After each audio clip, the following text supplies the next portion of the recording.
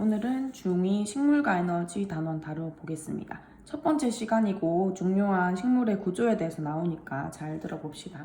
그래서 식물과 에너지 한 다음 단원에는 동물과 에너지가 나올 거고, 식물과 동물에서 어떤 일이 일어나는지, 어떤 화학 반응이 일어나는지 여러 가지 구조에 대해서 다루게 될 거예요. 그래서 우리 교재 한번 넘겨보면 첫 번째에 이제 식물이 알려준 미래 에너지라는 내용이 나오는데, 여기는 우리가 광합성까지 다 배우고 나서 보는 게 조금 더 와닿을 거야. 근데 지금 먼저 얘기를 해주면, 여기서 하고자 하는 말은 우리 식물들은 뭘 할 수 있죠? 식물들은 광합성이라는 걸 할 수가 있어. 이거는 초등학교 때 했기 때문에 알고 있을 거예요. 알고 있을 거라고 생각하고 얘기합니다. 그래서 햇빛 그리고 물, 이산화탄소만 있게 되면 식물은 포도당이라는 화합물을 만들게 돼요. 그게 광합성인데, 이 광합성을 인공적으로 하게 만드는 기술을 얘기를 한 거야. 미래 에너지를 만든 거예요. 그러면 자, 포도당은 주로 탄소로 이루어진 탄소화합물이거든. 근데 우리는 포도당은 음식으로 섭취할 수 있지만, 우리가 또 인간이 자주 쓰는 탄소화합물이 누구냐면 각종 섬유들, 아니면 의약품, 석탄 같은 것들도 다 탄소화합물에 들어가요. 그래서 이런 인공광합성을 통해서 탄소화합물을 만들 수가 있는 그 기술들이 여기다 얘기를 하고 있는 거고, 식물에서부터 우리가 이 미래에너지 자원을 얻어냈다라고 하는 내용이 나옵니다. 여기 오늘 쫙 읽어보면 되겠고, 마지막에 이제 광합성까지 하고 나서 다시 돌아와서 한번 더 볼게요. 그래서 오늘 챕터 1에 나오는 내용은 우리 식물의 구조에 대해서 나오는 내용이기 때문에 광합성은 다루지 않을 거예요. 이번 시간에는 식물의 구성 봅시다. 자, 처음에 나오는 거는 일단 뿌리가 나온다. 뿌리. 우리 책에 있는 거는 참고를 할 거지만 선생님 여기 하는 오른쪽에 하는 필기를 먼저 봐주십시다. 뿌리. 자, 우리 뿌리는 왜 있을까, 얘들아? 뿌리는 왜 있죠? 뿌리가 이렇게 내리고 있지. 딱 흙안에 이렇게 내리고 있어. 뿌리는 왜 있어?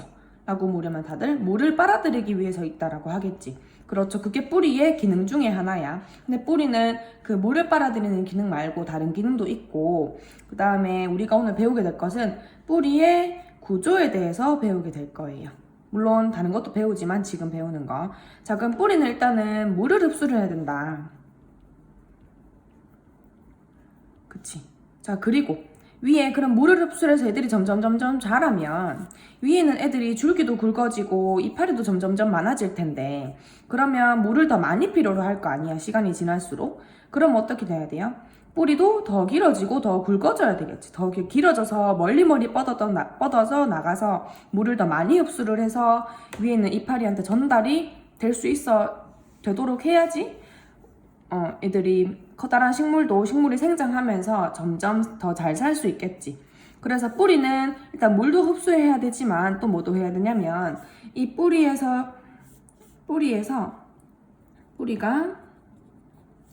자라야 된다.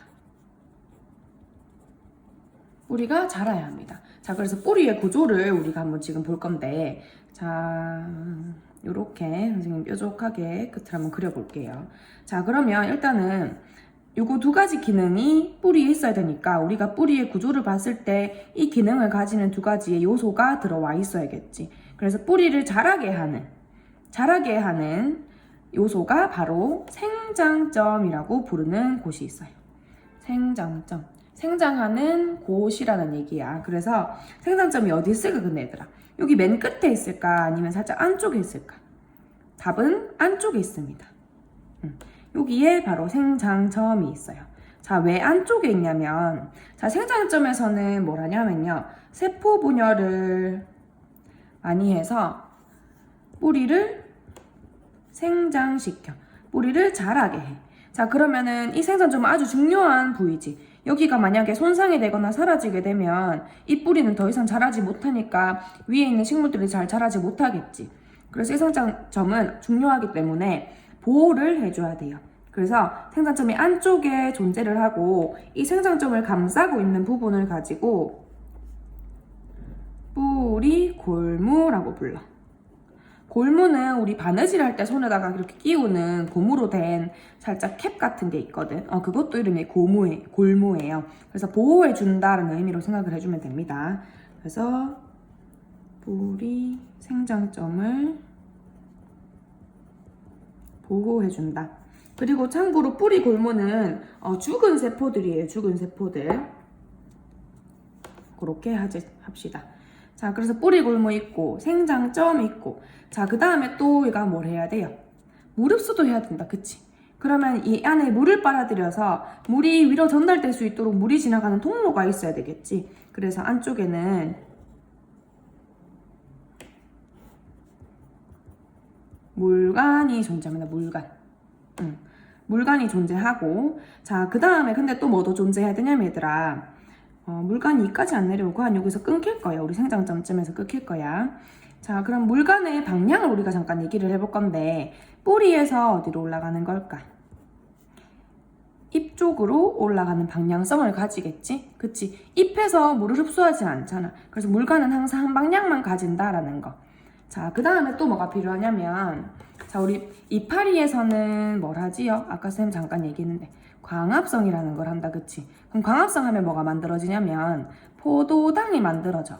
이 포도당은 생명체에서 얻어지는 양분이라고 해서 유기양분이라고 해요. 유기물, 유기체라고 하면 생명이 있다라는 뜻이거든. 자, 그래서 이 유기양분인 포도당이 내려오는 곳, 즉 여기서 만들어진 이 유기양분이 이 뿌리로도 전달되어야지만 뿌리도 더 길어질 수 있고 영양분을 받을 수 있단 말이지. 그래서 이 위에서 잎에서 만들어진 포도당, 즉 유기양분을 내려오는 관이 있어야 돼요. 통로가 있어야 돼. 그거를 가지고 채관이라고 하고, 채관은 어디서 어디로부터 온다? 잎에서부터 뿌리 방향으로 내려온다. 자, 근데 요거는 쌤 주기 가서도 얘기를 해줄 건데, 채관은 무조건 위에서 아래로 내려오는 건 아니야. 왜냐면 중간에 있는 잎에서 만들어진 유기양분도 위로 갈 수 있기 때문에 채관은 이 줄기 부분에서는 위로 다 움직인다고 생각을 해주면 돼. 근데 어차피 뿌리에서는 광합성이 안 일어나니까 위에서 밑으로 유기양분이 이동한다라고 하면 되겠죠. 그래서 여기 한번 적어보면은 채관에는 유기양분이 이동. 자, 그럼 물관에는 쌤 아까 뭐가 지나간다 했지? 이름에 적혀있다시피 물이 이동하고, 자, 하나가 더 이동해. 우리가 몰랐던 거. 저희가 지금 흙이란 말이에요. 그럼 흙 안에는 얘들아 뭐가 있냐면 물만 있는 것이 아니라, 자, 우리 광물, 암석에서 이루는 뭔가 금속 원소들 있지. 금속 원소들도 다 우리 생명체들이 필요로 하는 원소들이고 다 영양소거든. 그래서 이 흙에 녹아있는 양분들이 있어요. 근데 얘들은 흙에 녹아있고 암석에서 나온 거기 때문에 생명체에서부터 온 게 아니잖아. 그래서 얘들은 생명체가 없다 해서 무기양분이라고 불러. 유무예요, 유무. 그래서 물관을 통해서는 물이랑 무기양분이 같이 이동을 합니다. 그래서 우리 뿌리로 들어오는 거는 물뿐만이 아니라 양분도 들어온다는 거. 근데 이 양분은 절대 위에서 잎에서는 만들어질 수 없는 양분들이 들어온다. 흡수가 된다. 이거 알아줘야 됩니다. 자, 그 다음에 또, 자, 뿌리가 그냥 하나씩 길게 이렇게 나 있으면 더 구석구석 도달하지 못하잖아. 그래서 옆에 이렇게 삐죽삐죽 튀어나와 있는 털들이 있어요. 뿌리털이라고 얘기해. 뿌리털. 그래서 여기 이렇게 있을 거고, 여기 이렇게 있을 거고, 하나씩 있을 건데, 자, 여기를 잠깐 선생님 확대를 해서 그려보면, 뿌리를 잘랐다고 해보자. 자, 그러면 잠깐만, 여기 이렇게 해볼게. 자, 일단은 우리 뿌리는 이 전체가 다 중요하기 때문에 물관체관이 다 중요해요. 그래서 이 뿌리의 겉부분을 감싸고 있는 세포가 있어. 그래서 이 겉부분 표면을 감싸고 있다라고 해서 표피라고 부르거든. 표피가 이렇게 있습니다. 그쵸? 자, 근데 그러다가 중간중간에 이렇게 뿌리에서 작은 애들이 뾰족뾰족하게 튀어나와서 물이랑 무기양분이랑 닿는 면적을 늘려줘요. 그래서 표면적을 늘려주기 위해서 솟아있는 요거를 가지고 뿌리털이라고 불러. 그럼 뿌리털은 어디서 왔냐면 여기서 이 표피세포 하나지, 요거 하나, 요거 다들 하나죠? 이 네모로 보이는 거. 이 중에 이 하나가 옆으로 길어진 거예요. 이렇게 됐다고 생각을 하면 돼. 아니면 이렇게. 절대 여기서 이렇게 끊겨서 위에 뭔가 장미의 가시처럼 이렇게 위에 더 붙어진 게 아니라 하나의 표피세포가 변형된 모양이 뿌리털이에요. 됐죠? 자, 그래서 우리 뿌리의 구조를 이렇게 알아봤고, 우리 책에 나오는 그림 먼저 한번 봅시다. 여기 이쪽 밑에 보면 뿌리의 구조에서 중요한 거. 생장점. 보이죠? 여기 중간에 있는 거. 그 다음 뿌리 골무. 생장점을 보호한다. 그 다음에 뿌리털이 있다. 뿌리털은 한 개의 표피세포가 가늘고 길게 변해서 튀어나온 것으로 물을 흡수한다. 다 밑줄 칩시다. 그 다음에 세포박이 얇아서 물을 잘 흡수를 할 수가 있고 표면적을 넓혀서 물의 흡수를 돕는다. 얘들이 뿌리가 이렇게 하나만 있는 것보다 옆에 작은 애들이 이렇게 나와 있으면 물이랑 맞닿는 면적이 이만큼씩 늘어날 테니까 물을 더 빨리 많이 흡수를 해주겠지. 그래서 여기 보면은 표피 있고요.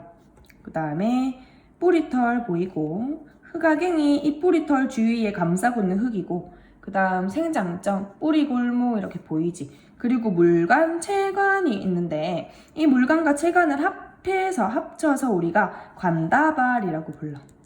관다발.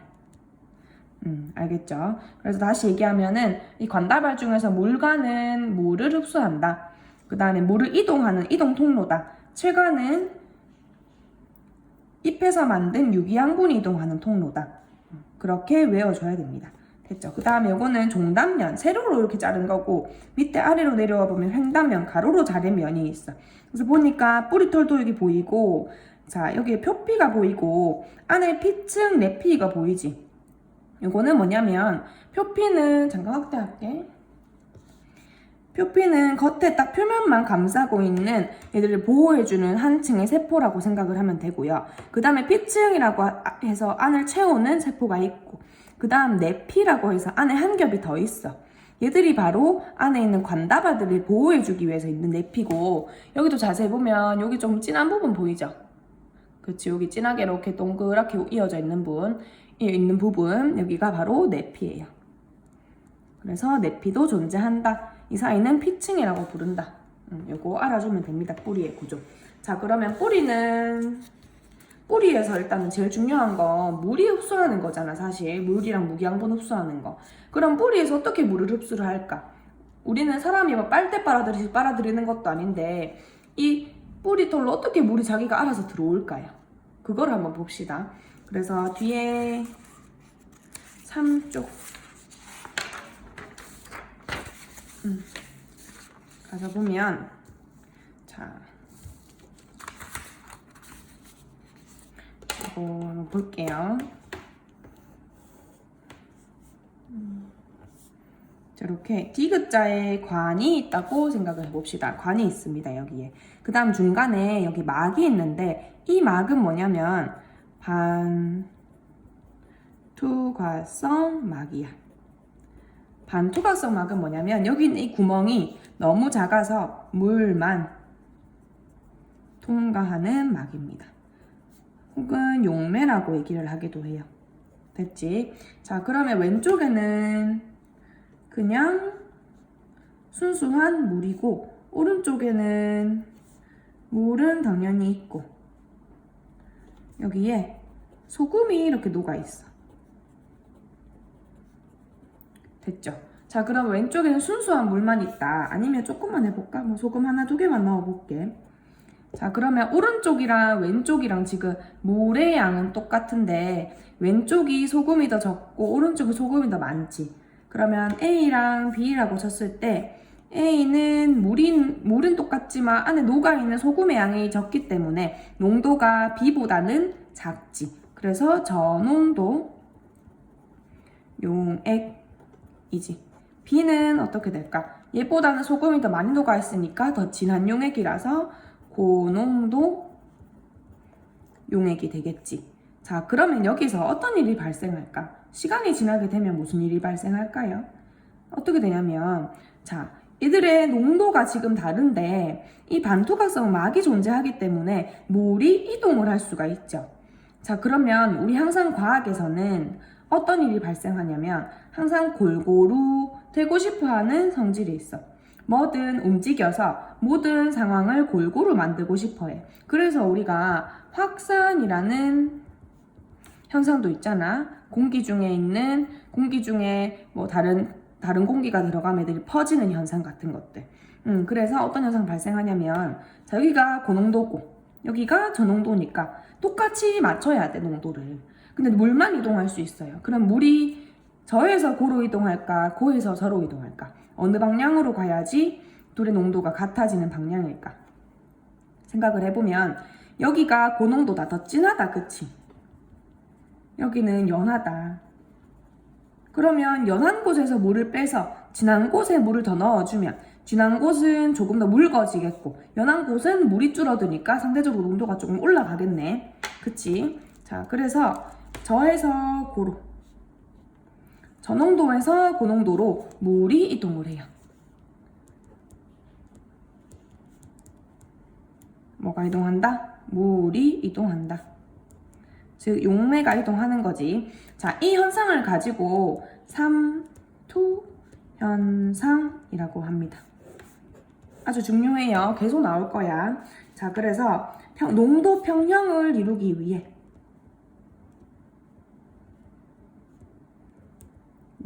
이렇게 이동하는 현상, 용매가 이동하는 현상을 가지고 삼투 현상이라고 합니다. 자, 그러면 이게 어떻게 뿌리에 적용이 될까? 아까 뿌리에 그 종단면 선생님 잠깐만 그려볼게. 자, 이렇게 있다고 칩시다. 여기가 지금 뿌리털이고, 표피고, 뿌리털이 하나 있고, 뿌리털 있고, 표피에 이렇게 있죠. 선생님 뿌리털 이렇게 하나만 그려준 거 보이지? 그 다음에 여기 안에는 다시 하면 피층 있고, 그 다음에 내피 있고, 요 안에 물관, 체관, 관다발이 있겠지. 자, 그러면 봅시다. 여기 안에는 얘들아, 어쨌든 뿌리 아니잖아, 그치? 뿌리 아니기 때문에 물만 있는 것이 아니라 그 물에는 무기물, 다양한 이온들이 녹아있을 거예요. 다양한 용제들이 녹아있을 거야.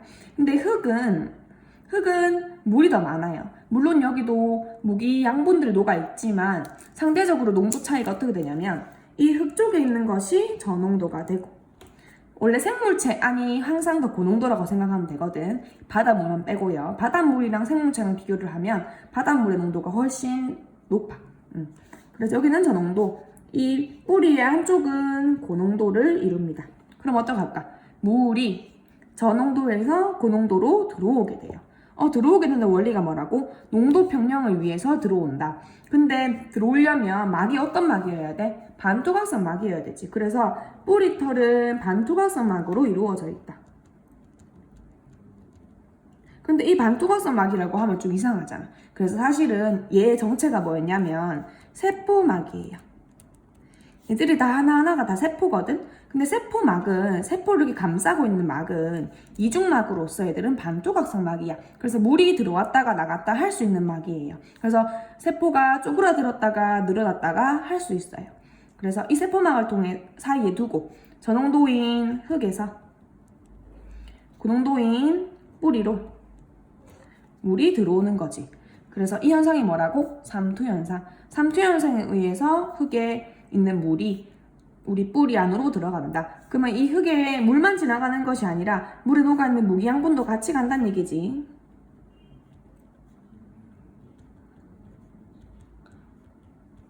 같이 이동을 합니다. 됐죠? 자, 그러면 여기서 삼투에 관해서 조금만 더 먼저 얘기를 해보면, 자, 여기 지금 저에서 고농도로 이 물이 힘이 이동하려는 현상이 있잖아. 그럼 얘들 물이 결국에는 이 반투각성 막을 기준으로 밀고 들어간다는 거잖아. 그럼 물이 이동을 하니까 이동하는 그 흐름이 있을 거고 이동하려는 힘이 있겠지. 그치? 자, 그러면 시간 지나면 얘가 어떻게 될까?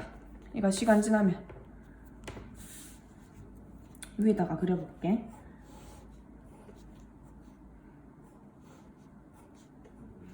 시간 지나면 물이 이동하니까 여기 왼쪽에는 물이 높이가 내려오고 오른쪽에는 물 높이가 이렇게 올라가겠네. 그치? 다 되고 나면 농도가 같아질 때까지 삼투가 일어나게 됩니다. 자, 그러면 봐봐요. 여기가 지금 물이 올라오게 되어 있네. 자, 이건 거야. 예를 들어서 이 밑에 있는 거랑 밑에 있는 거 상황에서 여기 왼쪽에서 A에서 B로 물이 이동하려고 하는 힘이 있을 거 아니야. 그치? 힘. 그거를 내가 알고 싶어. 알고 싶어. 왜 알고 싶냐면 이 일이 안 일어나고 나는 이 고농도와 저농도를 반투각성 사이에 두고 유지를 하고 싶을 수도 있잖아. 그치? 그럴 수도 있잖아. 그래서 어떻게 하냐면 선생님이 이거 이해를 한번 시켜줄게. 자, 왼쪽 AB랑 오른쪽에 CD라고 해볼게. 여기는 소금 2개에 여기는 소금 하나, 둘, 셋, 넷, 다섯, 6개거든? 오른쪽에는 소금 하나만 할게. 물. 오른쪽에는 뒤에는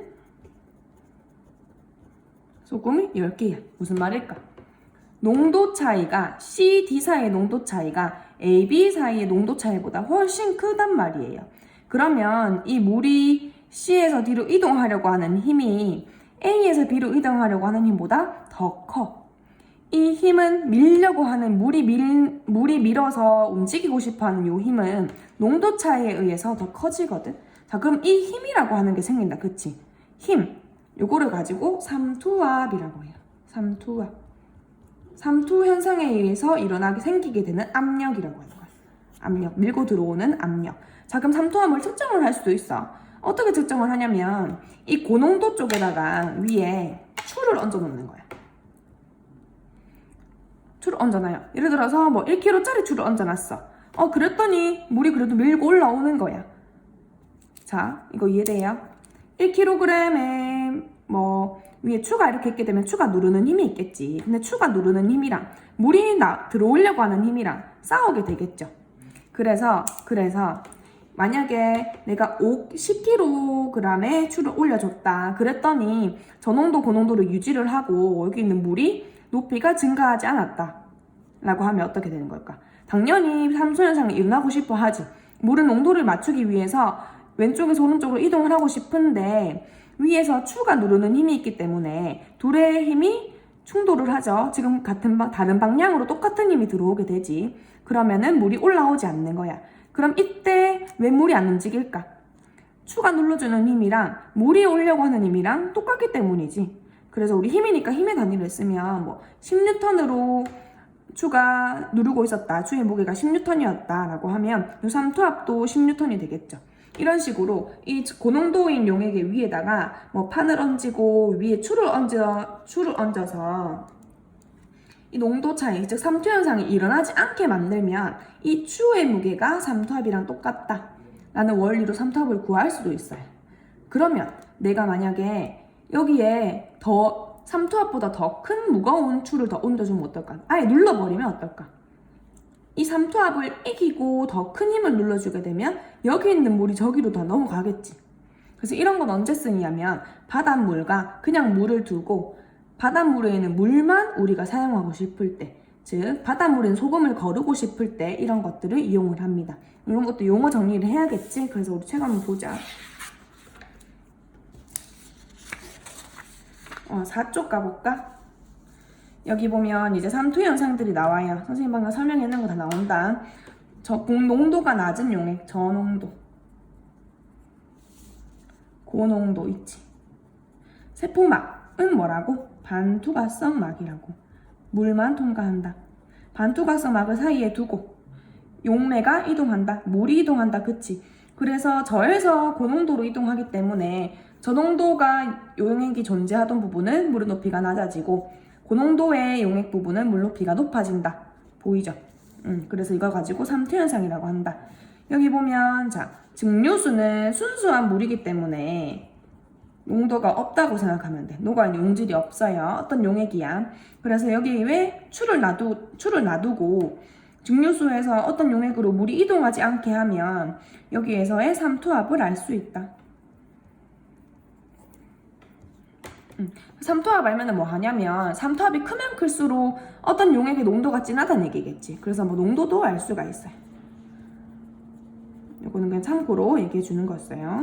그 다음에 역삼투 쌤이 아까 말했던 거 반대로 눌러서 압력을 더 세게 해서 해수에 있는 바닷물에 있는 물만 담수로 옮겨가서 우리가 물을 깨끗하게 사용할 수 있는 거. 그래서 뭔가 물속에 녹아있는 이온, 분자, 세균과 같은 우리가 쓰지 않는 필요 없는 물질들을 제거할 때 역삼투 현상이 많이 이용이 된다. 됐지? 그래서 삼투에 대해서 우리가 잠깐 알아봤고, 자, 다시 삼쪽 돌아와서 뿌리의 기능 한번 정리하고 넘어갈게요. 자, 뿌리는 어떤 기능을 할까? 당연히, 자, 뿌리가 나무가 굵으면 굵을수록 뿌리는 아주 굵은 뿌리들이 이 땅에 딱 꼽혀 있지, 얘들아. 지지하고 있죠. 그래서 나무가 많이 심겨있는 산들은 산사태도 안 일어나잖아. 땅을 잡아주고 있으니까, 그치? 그리고 땅을 잡아주니까 뿌리가 땅에 쏙 들어가 있으니까 위에는 식물이 자기를 몸을 잘 지탱할 수 있겠지. 그래서 뿌리는 지지작용을 가집니다. 지지작용. 여기 있죠. 별표 한번 하고. 그 다음에 아까 더 중요했던 거. 물과 무기양분을 흡수를 하지 뭐에 의해서? 삼투 현상에 의해서 흡수하죠. 자, 그 다음에 어떤 식물들은 잎에서 만들어진 영양분을 췌간을 통해서 받으면 뿌리의 영양분을 저장해서 뿌리가 굵어지는 애들이 있어. 어떤 게 있을까? 당근, 고구마, 무 이런 애들이 있겠지. 그래서 이런 식으로 저장을 하기도 한다. 영양분을 저장작용. 네모 다 해주자. 그 다음에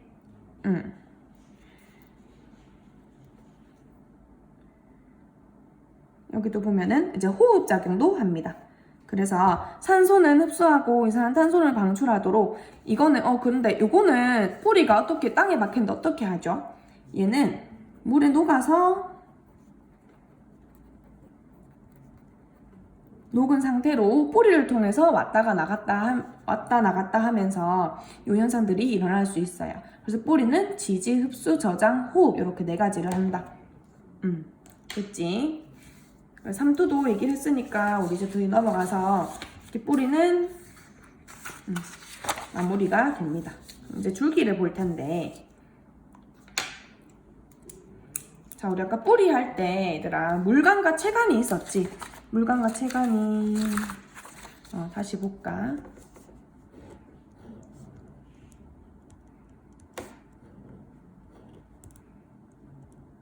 물관은 물과 무기양분이 이동하는 통로였고 채관은 유기양분이 이동하는 통로였지. 그래서 물과 무기양분은 뿌리로부터 흡수가 되기 때문에 밑에서부터 올라가고 채관은 보통 잎에서 다 만들어지고 내려오니까 위에서 밑으로 내려오는 이동 통로다. 여기까지 썼어. 자, 그러면은 이 물과 무기양분은 잎까지 전달이 돼야 되죠. 그치? 그러면은 우리 뿌리와 잎 사이에 있는 줄기에 물관이 존재해야겠지. 그리고 잎에서 만들어져서 뿌리까지 전달되어야 하는 유기양분이 지나가는 채관 또한 우리 잎과 뿌리 사이에 있는 줄기에 위치를 해야 되겠죠. 그래서 줄기는 제일 중요한 게 물관과 채관이 가지고 있다. 얘들을 잘 보호하는 것이 줄기입니다.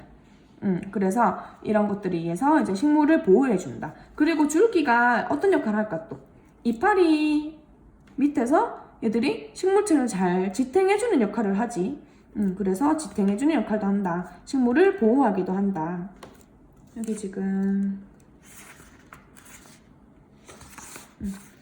여기 우리 기능이 여기 안 적혀 있으니까 같이 적어보면 줄기의 기능 지지작용 하겠지. 식물체를 지탱해준다. 그리고 식물을 보호해준다. 이건 무슨 말이냐면 줄기가 있어서 안에 물관과 채관에서 물이 이제 잘 이동하도록 도와주는 거. 밖에서 안에 이렇게 물관과 채관들이 있어서 아주 중요한 역할을 하잖아. 그래서 얘들을 주변에서 감싸서 얘들을 보호해주는 역할을 하는 거야. 그 다음에 또 어떤 식물들은 줄기에 양분을 저장하기도 해요.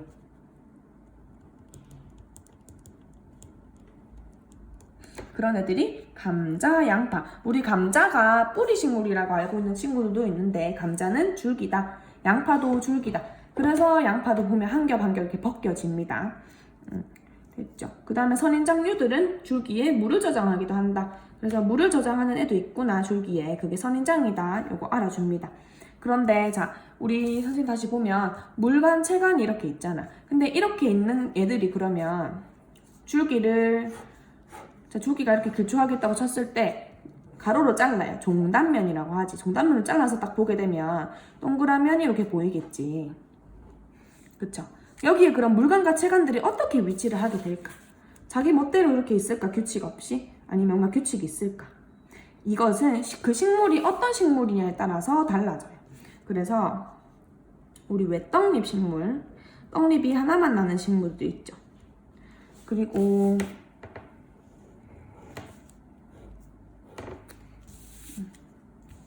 떡잎이 2개 나는 쌍떡잎 식물이 있지. 그래서 쌍떡잎이냐 외떡잎이냐에 따라서 줄기의 단면의 모양이 다릅니다. 외떡잎 식물은 어떻게 되어 있냐면 일단은 이 물간과 체간은 세트로 다녀야 되거든 얘들아. 그래서 물간에 체간이 붙어 있어. 요거 하나가 관다발이라고 부르지. 물간 체간을 합쳐서 관다발이라고 불렀었어. 요게 여기저기 분포 있어요. 랜덤하게 분포해 있어. 요게 외떡잎 식물. 됐죠? 쌍떡잎 식물은 굉장히 규칙적으로 배열을 하고 있어요.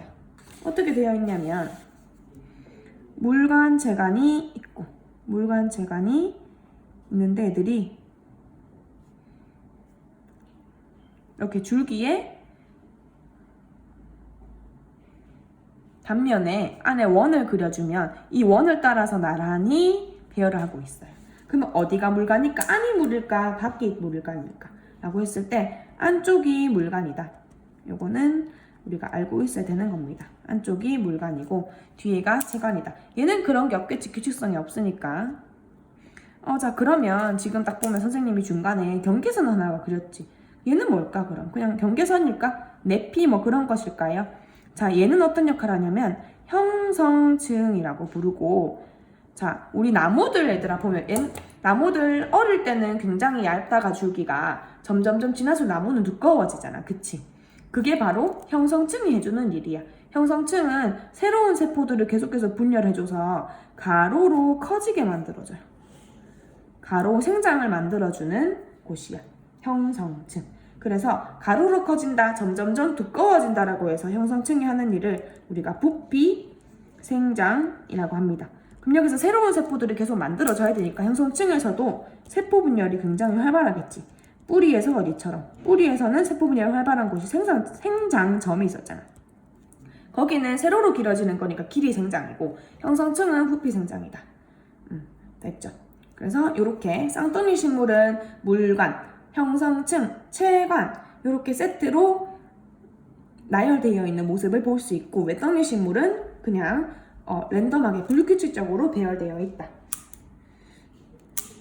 그 다음에 우리 뿌리도 보면은 뿌리의 겉부분에 표피가 있었잖아. 그것처럼 외떡잎 식물도 우리 줄기도 가장자리 겉면에는 표피가 있어요. 그리고 표피 안쪽에는 이 표피랑 이제 안에 관다발들이 있잖아. 물간, 체간. 이 사이를 채우는 피층이라는 것이 또 있습니다. 됐죠? 자, 그럼 우리가 나이테라고 부르는 내용이 있어. 나이테라고 부르는 거 있어요. 우리 나무 자르면 어떻게 되어 있어요? 나무들이 이렇게 되어 있지. 이렇게는 선이 보이잖아. 그래서 우리가 1년, 2년, 3년, 4년 세서 나이를 재잖아. 그래서 나이테라고 하는데 사실 나이테의 정체가 뭐냐면 이 우리 안에 있는 요 세포들의 크기에 의해서 결정이 되는 거였어. 자, 어떤 거 있었냐면 우리 나이테는 자, 얘들아 봄이나 여름에는 물도 많고 햇빛도 많으니까 굉장히 잘 자라지. 그래서 세포가 쑥쑥쑥 커서 굉장히 크니까 안에 있는 색소들도 골고루 퍼져서 굉장히 색이 연해. 근데 가을이랑 겨울에 만들어진 세포들은 굉장히 크기가 작고 세포벽이 두텁다. 무슨 말이야? 세포가 작고 애들이 많이 성장 못하니까 작아져서 세포가 조금 두꺼운 거예요. 늘어나지 못하고. 그리고 안에는 색소도 얘들이 크지 못하고 작으니까 색소가 좀 뭉치게 되겠지. 그래서 가을, 겨울에 생성된 세포들은 작고 색이 좀 진해요. 그러면 그게 봄, 여름, 가을, 겨울, 봄, 여름, 가을, 겨울 연하고 진하고 반복되면 매년 진한 선이 하나씩 보이게 되겠지. 그래서 나이테가 만들어지는 거거든. 알겠죠? 자, 그러면 이런 건 어떨까? 항상 여름인 나라, 항상 겨울인 나라는 어떨까요? 항상 여름이면 날씨의 변화가 없게 되면 얘들이 세포가 모두 똑같은 크기로 자라게 되겠지. 그래서 열대지방의 나무는 나이테가 없을 수 있어. 아니면 이런 날씨 변화가 좀 큰, 뭐 몇 년에 한 번씩, 5, 6년에 한 번씩 그 나이테가 생길 수도 있습니다. 그래서 항상 나이테가 그 나무의 나이테를 말해주는 것은 아니다. 그리고 이게 생기는 이유는 계절 변화에 의해서 세포의 크기가 다르게 성장되기 때문에 색이 달라 보여서 나이테가 생기는 것이다. 이렇게 생각해주면 됩니다. 그 다음에 여기 보면 자, 사람들이 어떻게 물간이 체감보다 잠깐만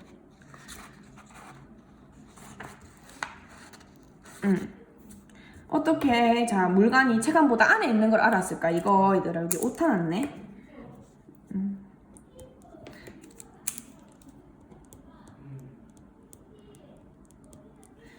사람들 아까 선생님이 이제 우리 쌍둥이 식물에서 이렇게 생기고 관다발이 이렇게 규칙적으로 생겼고 이 안쪽에 있는 게 물간이라고 했잖아요. 그럼 어떻게 사람들이 안쪽이 물간인 걸 알았을까? 그거를 보는 실험이야. 자, 한번 볼게요. 일단 그림을 한번 봅시다. 자, 식물에 줄기가 이렇게 있는데 껍질을 벗겨내. 껍질을 고리 모양으로 딱 벗겨내면 이렇게 안쪽만 남겠지. 그리고 시간을 두고 관찰을 해봐요. 어떤 현상이 발생하냐면 일단 둘 다 위에 있는 이파리나 밑에 있는 이파리나 모두 사람이 있어. 요 그리자.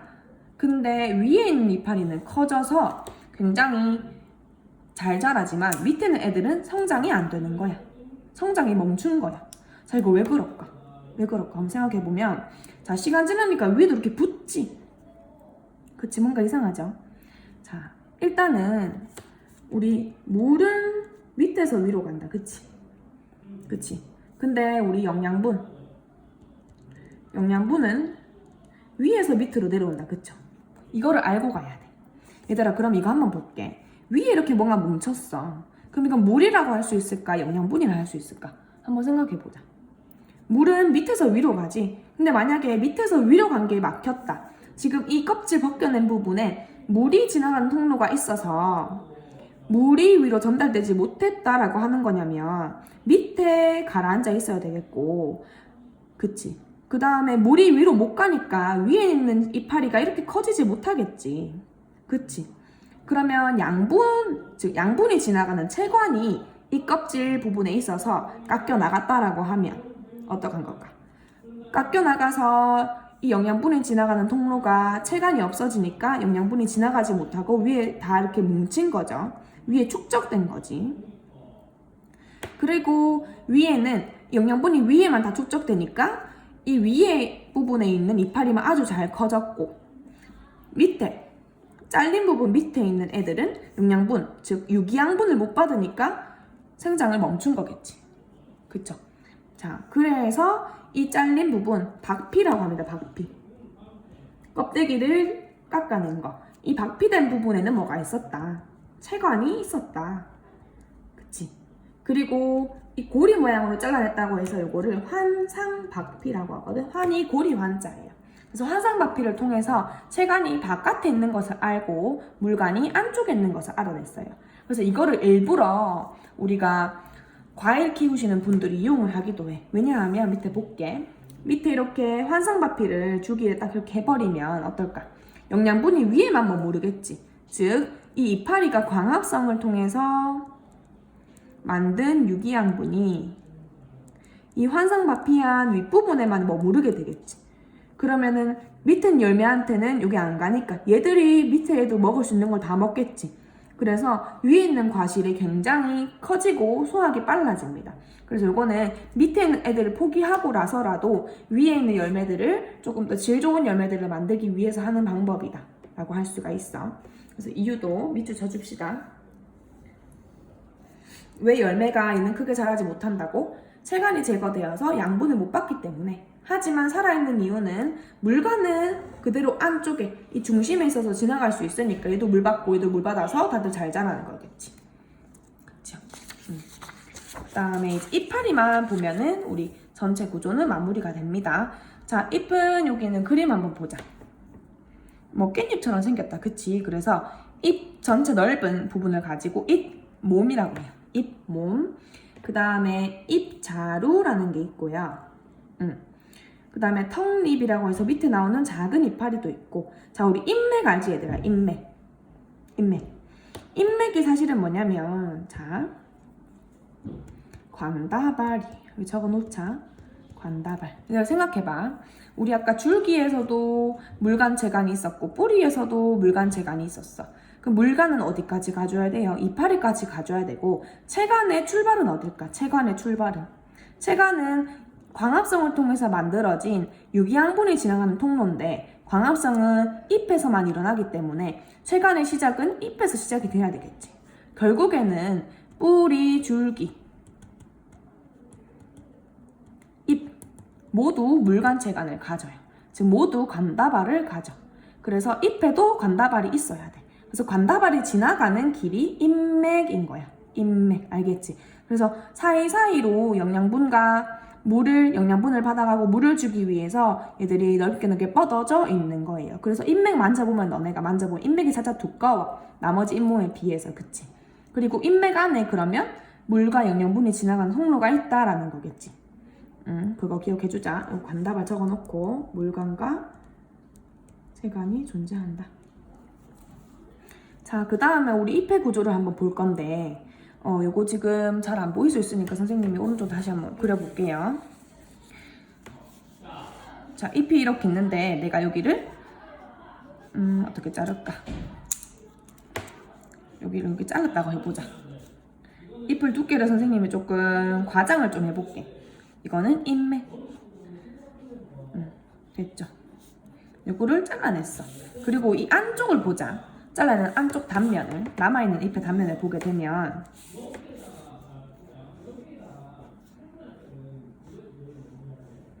이렇게 되겠다. 그치?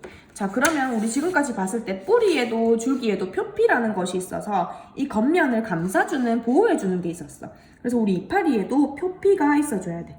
표피, 껍데기. 껍데기 그려볼게. 잠깐만. 자, 근데 그래서 여기를 막아버렸구나.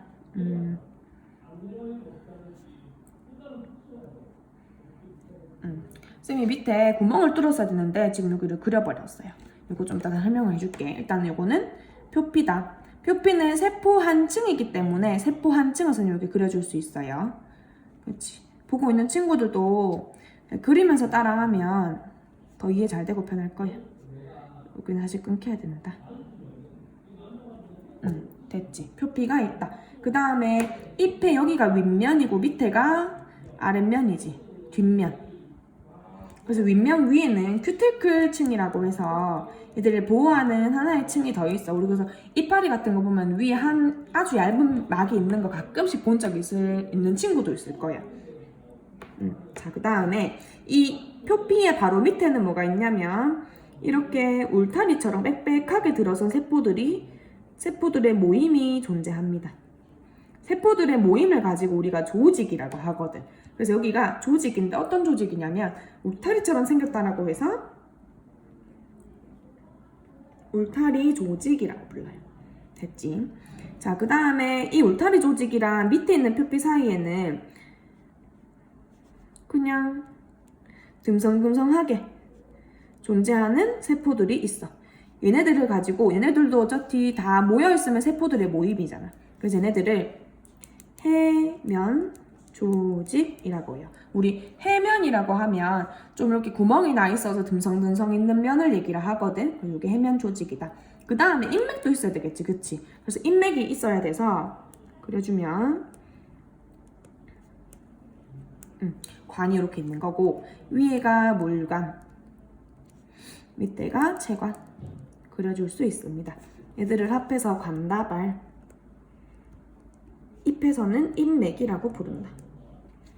됐죠? 그래서 이렇게 있고, 사실 아까 그리려다가 만 거, 여기 못 그렸다라고 하는 거, 여기가 뭐냐면 기공이라고 하는 아주 중요한 파트가 여기 있어. 다시 그려보면 어떻게 되어 있냐면 딱 구멍이 이렇게 뚫려 있어야 돼요. 그리고 얘네들은 세포가 어떻게 되어 있는 거냐면 밑에서 딱 봤을 때 뭔가 이렇게 콘 초코 바나나 케이크 두 개가 붙어있는 모양으로 생겨서 안에가 비어있어. 이게 기공이고, 기공을 만드는 세포를 가지고 공변세포라고 합니다. 그래서 공변세포는 얘만 이렇게 변형이 돼서 기공을 만드는 거고, 얘 옆에 있는 세포들은 원래 그냥 다른 일반 세포들처럼 동글동글하게 이렇게 생겼어. 얘만 길쭉하게 생겨서 열었다가 닫았다가 하면서 기체들을 내보내는 거야. 기체들이 출입한다. 근데 이 기체들에는 그럼 어떤 거 있냐 잠깐만 보면 이산화탄소 있겠고, 왜냐하면 광합성할 때 필요하고, 그 다음에 호흡할 때 나가줘야 되거든. 산소도 지나갈 수 있고, 또 중요한 게 하나가 있는데 수증기가 들락날락할 수 있어요. 그래서 우리 뿌리에서 이렇게 물을 흡수를 하잖아, 그치? 그 물을 흡수를 했는데 그 흡수한 물이 어디로 날아가 줘야지, 위로 빠져줘야지 밑에서 계속 새로운 물들을 흡수를 할 수가 있거든. 어떻게 이해하면 되냐면, 우리가 물컵에다가 이렇게 빨대 꽂고 물 마시는데 생각을 해보면 계속 빨아서 먹어줘야지, 삼켜줘야지 계속 떠들어올 수 있지, 그치? 우리가 더 이상 빨아당기지 않고 입에 물을 가득 머금고 가만히 있으면 물컵에서 물은 올라오지 않잖아. 그것처럼 밑에서 뿌리에서부터 물이 들어올 수 있도록 잎에서는 물을 계속 증발시켜줘. 물이 기공을 통해서 나가는 걸 가지고 증산작용이라고 해요. 그래서 기공에서는 아주 중요한 작용이 일어나는데, 증산작용이 일어난다. 물을 수증기 형태로 내보내서 뿌리에서부터 물이 계속 올라갈 수 있도록 도와주는 원동력 역할을 합니다.